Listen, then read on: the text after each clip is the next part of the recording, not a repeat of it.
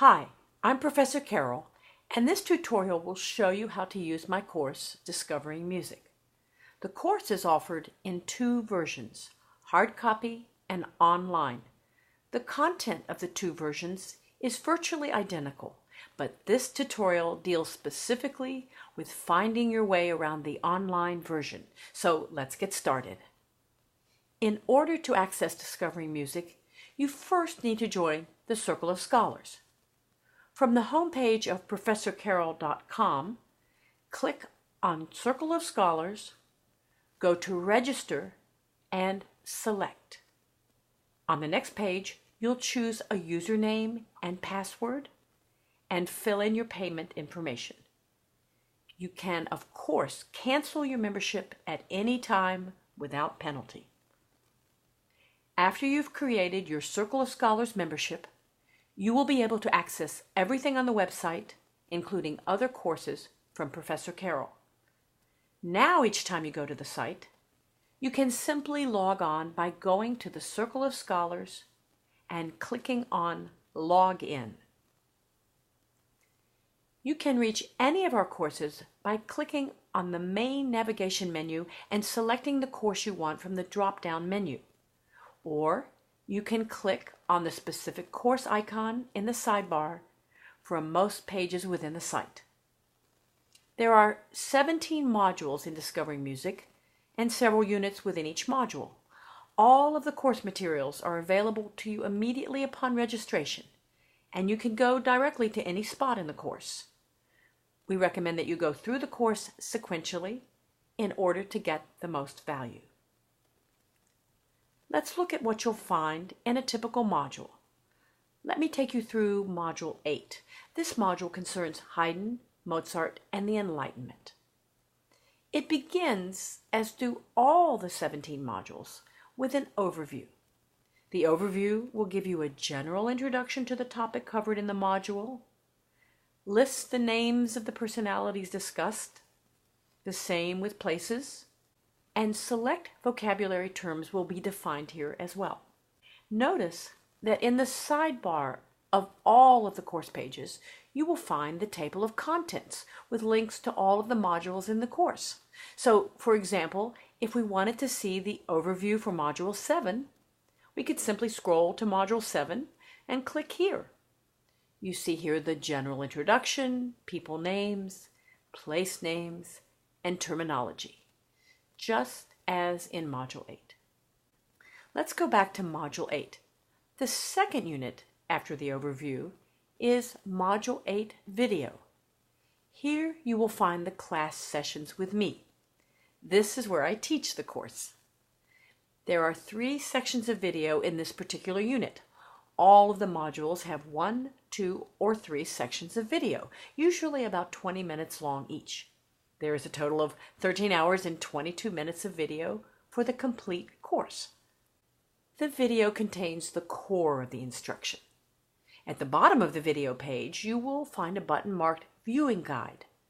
This will take you to a printable form that outlines major points in the video, with blanks for you to fill in. The Viewing Guide is designed to help keep students on track. Some people call it guided note-taking. You can decide whether the viewing guides are useful in your situation. After the videos, you will find listening selections for the module. There are certain required works in each module, as well as suggested listening for further exploration of the repertoire.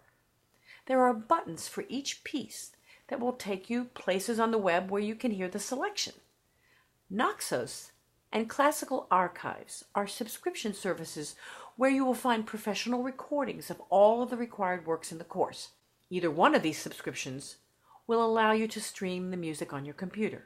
Here, to find Haydn's Trumpet Concerto, for example, you click on Classical Archives, and it takes you to the page containing the concerto. Each movement of the concerto can be played by clicking one of the arrows. The same if you were looking for this selection, Mozart Symphony No. 40.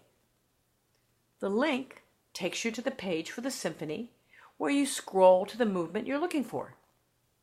You may even find multiple performances on these pages. The Naxos links work the same way.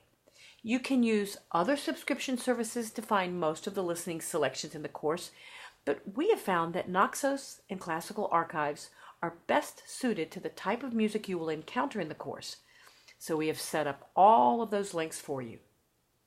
Either of those subscriptions is quite economical. You can have access to the entire Naxos library for about $20 per year. For most of the selections, we have also included a link to a free performance on the web. Many of these performances are on YouTube, plus we've used a variety of other good sources.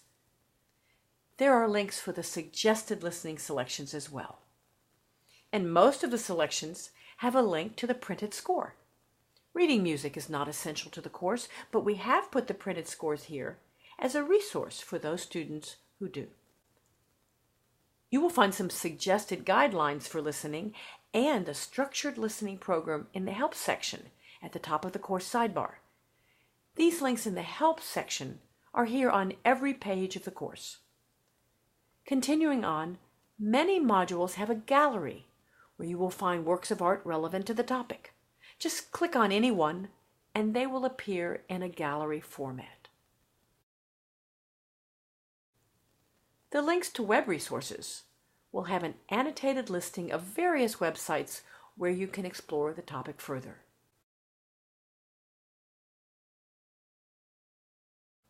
Under Putting It All Together, you will find a variety of projects. If your time allows, we recommend choosing one project for each module. The goal here is to work with the material and extend your mastery of the subject.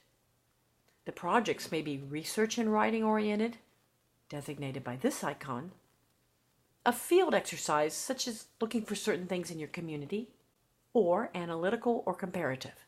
Choose projects that interest you, or if one of our suggestions prompts you to create a better project yourself, that's fine too. Notice the printer-friendly button at the top of this page.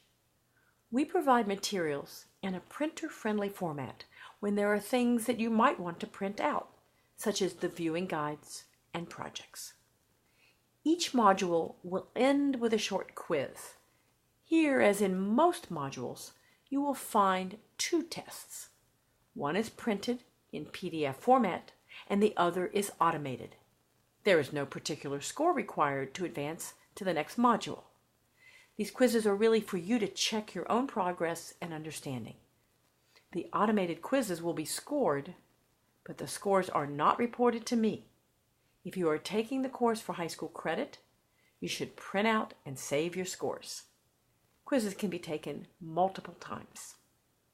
For more serious testing, and those taking the course for credit, there are 4 quarterly exams. You will find them at the end of modules 6, 10, 14, and 17. These are on PDF files, and the answer key is also in a PDF file. So that's an overview of discovering music, what's in it, and how to work with it.